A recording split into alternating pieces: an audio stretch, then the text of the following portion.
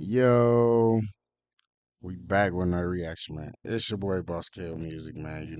On this channel, I like to react to some of your favorite YouTubers and influencers. So if that's the content you like, subscribe, right? Quick house rules. Like to go through these videos, give my thoughts and opinions. You can follow along with me, give me your thoughts, opinions in the comments. Before I press play, give me 2, 3 seconds. Go ahead, hit that subscribe button for me. Corey's girlfriend, Danny, has many business establishments. What just happened right there? Now she has a tax service. She opened up the Peach Factory in Dallas. Now she also owned a mental health facility in Dallas, which is where she was housing mental health patients. Now it appears that the house that she was renting for those patients, she's now getting evicted. It states that she has a 3-day notice to vacate for non-payment of rent. You guys remember Corey was also evicted from his apartment in Miami for non-payment. So now Danny goes onto Facebook and she posts, "I'm just like my man. One of the facilities, Chance to Change, wasn't meeting the goal, so I'm closing that one. $800 per month per resident wasn't making the cut. So who is about to continue to take money from their personal accounts to run that second home? So clock that T. I'm closing that one and I'm not paying ish until." Oh yeah, man. She spoke on that already. She said the house was finna get closed down. She ain't want to pay for it no more. All right. The state pay me. Also, I just hired an assistant last week and just fired her this week because I found out her family had a tax business and I provided her with 150 emails to send out contracts to my tax partners, and she sent those emails to Arsenio Hall and they sent out a mass email. This is why I can't trust you jealous MFers. Back to another country next week. Kenya, here we come. What? 150 emails. Who was I sending you all? That name sound like it was coming up in a Diddy case or something. I heard that name in a Diddy case or something. So now Sherelle, the girl that's been exposing Danny for everything, went to explain in full detail what happened and how Danny put a lot of people out on the streets by closing that house. To be low down and dirty, but to sit there when people are literally at their wits' end, have nowhere to go, nobody to turn to, and they've pretty much given everything to you, and you act like you don't care, you ignoring them, or you pretending like so much other shit in your life is so much better than, so much more important than the shit that you actually have going on. The shit is sick. Y'all was asking me for a backstory behind Dan. She claimed to be this prolific ass millionaire, 14 million up, all these different businesses, some being funded by the federal government, others. She be hating, man. I could see if she was doing like uh, blogging or something. Like, she like really hating. Like, she ain't just blogging. Like, she hating with it. Like, she really hating on her life.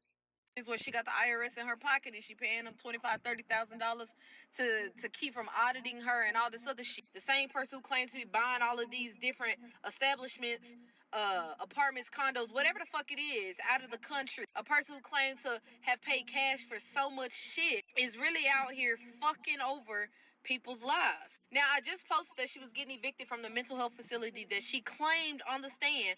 I kept driving by and going in and intimidating her worker. Well, let's keep it a bean, let's keep it a book. Right hand to the man on my kid's heartbeat if they drop dead right now. I never drove by this girl's establishment. Well, not by the mental health facility.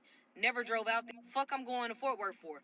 But finding out that she's being evicted from this place and then giving the people that's in that home a day to move out of the place because the man's basically gonna have the writ of possession like it's his, everybody gotta go type shit, and you not helping these same people who paid you.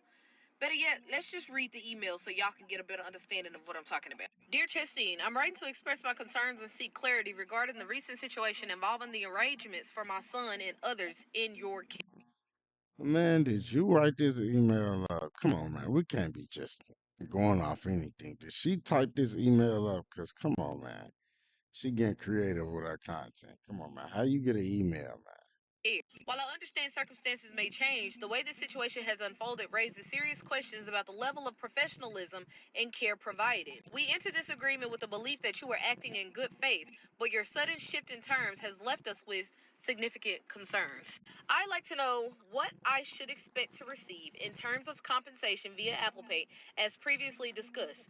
$200 refundable deposit, $240 prorated rent, late fees the same as you charge if payment is delayed or if you expect us to vacate early without just cause. Should we begin to calculate the late fees or request compensation for each day we are forced to adjust? For example, a fee of $25 per day for each day of early departure or delay in payment could be reasonable given the disruption this caused. Furthermore, should we also take into account all the promises you made that were not delivered? It's only fair that we How did she get this email, y'all? Please let me know in the comments. Cause it's saying like she hating. She probably made this up on her own.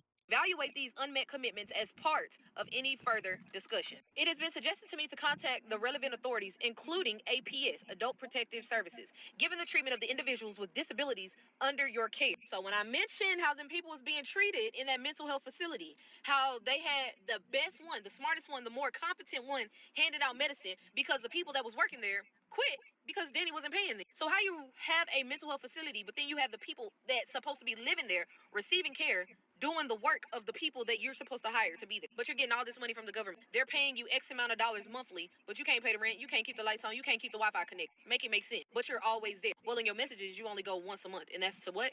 Collect money. Okay. Additionally, a report to the Better Business Bureau and other professional bodies has been recommended. However, this is not a step we want to take lightly. Our intention is not to harm you or your reputation, but rather to help you make better, wiser decisions that align with integrity and professionalism. This is your opportunity to correct course and demonstrate the compassion and fairness that these individuals deserve. We want to support you in building a better reputation and improving your practices. I will come in untold. Hey, did you know you might get a big cash payout if you were in a car accident in the last year? Yep, even if you weren't driving.